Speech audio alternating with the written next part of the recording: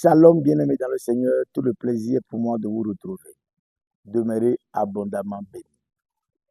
J'ai commencé un enseignement sur le salut de l'esprit et le salut de l'âme. Au niveau du salut de l'esprit, nous avons compris que c'est une œuvre complètement achevée. La mort et la résurrection de Jésus ont rendu le salut disponible. Et quiconque croit en son œuvre salvatrice naît de nouveau, reçoit le salut. Jésus a dit, né de nouveau, nouvelle naissance. Et cette nouvelle naissance, c'est une naissance divine. Donc le salut, c'est l'acte divin par lequel le croyant reçoit la vie éternelle ou dans son esprit. Donc nous sommes sauvés dans notre esprit. L'esprit de l'homme est sauvé. Et c'est une œuvre irréversible. C'est une œuvre accomplie juste. C'est Jésus qui l'a fait et on ne peut rien ajouter, on ne peut rien retrancher. Aujourd'hui, nous allons continuer avec le salut de l'âme. Quand je parle du salut de l'âme, il est très important de comprendre ce dont nous parlons. Souvenez-vous, nous avons commencé par parler de ce que Pierre a demandé aux chrétiens de faire. Pierre a demandé aux chrétiens de fournir des efforts pour développer leur foi. Donc, quand nous parlons du salut de l'âme, nous parlons du travail que l'esprit de l'homme, l'esprit qui est en nous, doit faire par rapport à l'âme. Parce que la grâce, la définition que moi je donne de la grâce, c'est la capacité que Dieu donne à l'esprit humain pour qu'il puisse discipliner l'âme et le corps. Nous allons lire un passage dans Jean chapitre 1, verset 21. La Bible dit, c'est pourquoi, rejetant toute souillure et tout excès de malice, recevez avec douceur la parole qui a été plantée en vous et qui peut sauver vos âmes. Jacques a écrit aux Juifs, et aux Juifs nés de nouveau. Et quand nous regardons de plus près ce verset, il a dit la même chose que l'apôtre Pierre. Il dit, rejetant toute malice et toute forme de souillure. Cela veut dire que c'est de la responsabilité du chrétien de rejeter la malice, de rejeter la souillure. Le chrétien, celui qui est né de nouveau, a une responsabilité. Il a un rôle à accomplir. Il a un rôle à jouer. Et ce rôle qu'il joue, c'est pour le bien-être de son âme. Pour le bien-être de son âme. Il doit restaurer son âme. Et comment il le fait? Il le fait au travers de la parole de Dieu. La parole de Dieu est capitale pour restaurer l'âme. Et c'est la restauration de l'âme que la Bible appelle le salut de l'âme. Quand nous sommes sauvés, Dieu donne la capacité à notre esprit de venir maintenant restaurer notre âme. C'est le chrétien qui a besoin de restaurer son âme. Autrement dit, c'est le chrétien qui a besoin de sauver son âme. Pour restaurer ton âme, pour sauver ton âme, tu dois t'appuyer sur la parole de Dieu.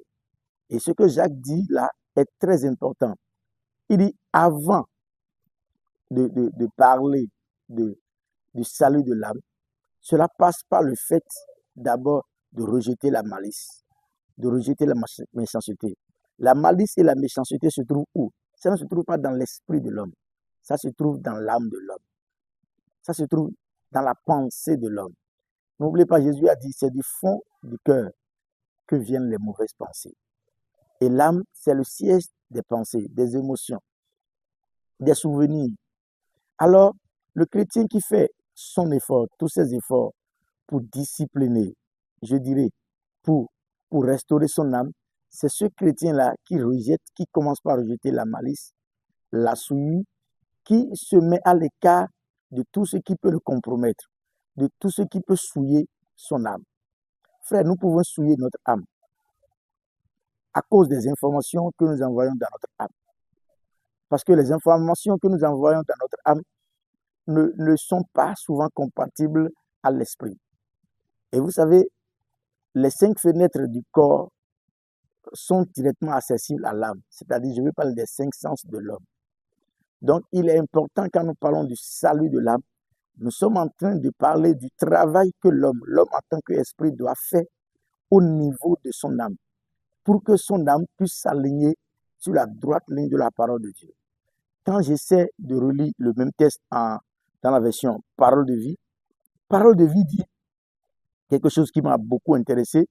Il dit, débarrassez-vous donc de tout ce qui salit et de tout ce qui reste en vous de méchanceté. Vous voyez, débarrassez-vous donc. Donc, c'est le rôle du chrétien. C'est ça le salut de l'âme. Il dit maintenant, accueillez dans un esprit humble et docile la parole qui a été implantée en vous. Vous voyez, le salut de l'âme se fait par la parole de Dieu. Pourquoi je parle de salut de l'âme? Qui peut recevoir avec douceur la parole de Dieu? C'est quelqu'un qui est régénéré par la parole de Dieu. C'est quelqu'un qui est né de la parole. Et seul le chrétien est né de la parole de Dieu. Cela veut dire, le salut dont on parle ici s'adresse à quelqu'un qui a déjà reçu le salut de l'esprit. Le salut de l'âme dont il s'agit, c'est adressé à quelqu'un qui a déjà reçu le salut de l'esprit. Parce que le salut de l'âme n'est pas le salut de l'esprit. Tu peux recevoir le salut de l'esprit sans recevoir le salut de l'âme, mais tu ne peux jamais recevoir le salut de l'âme sans recevoir le salut de l'esprit. Parce que le salut de l'âme dépend et découle du salut de l'esprit. Donc seul quelqu'un qui a été sauvé dans son esprit peut maintenant restaurer son âme, peut maintenant sauver son âme. Il a dit, recevez avec douceur la parole qui a été implantée en vous, la parole qui a été semée en vous. Pourquoi? Il dit, cette parole a la capacité de restaurer votre âme. Alléluia. Cette parole a la capacité de sauver votre âme. Cette parole a la capacité d'effacer les anciennes choses que vous avez déjà enregistrées sur votre âme. Vous savez, l'âme est comme un disque dur. Et sur un disque dur, vous pouvez effacer les anciennes informations que vous avez enregistrées et enregistrer de nouvelles données. C'est ça l'âme. Un disque dur, vous pouvez le formater. Le formater, c'est supprimer tout ce qu'il y a dessus et enregistrer de nouvelles choses.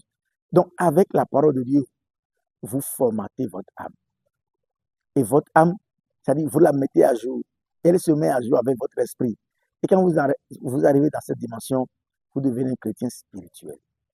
Un chrétien qui n'est pas conduit par la chair, qui n'est pas conduit par l'âme, mais qui est conduit par le Saint-Esprit. Mais il vous faut d'abord vous attacher à la parole de Dieu. La parole de Dieu a la capacité, elle a la force. N'oubliez pas dans Hébreux 4, verset 12, l'auteur dit que cette parole a la capacité de séparer l'esprit de l'âme. Donc quand nous parlons du salut de l'esprit, quand nous parlons du salut de l'âme, nous parlons de deux choses différentes. La parole de Dieu nous permet de formater notre âme. La parole de Dieu nous permet d'effacer les anciennes informations et de télécharger maintenant, d'enregistrer maintenant les informations qui sont conformes à la nouvelle naissance, qui sont conformes à l'Esprit de Dieu en nous. Parce que les autres informations étaient conformes au vieil homme qui était en nous. Et c'est à ce moment qu'on dit que tu as sauvé ton âme. C'est à ce moment qu'on dit que tu as restauré ton âme. Donc ce n'est pas Dieu qui vient restaurer notre âme.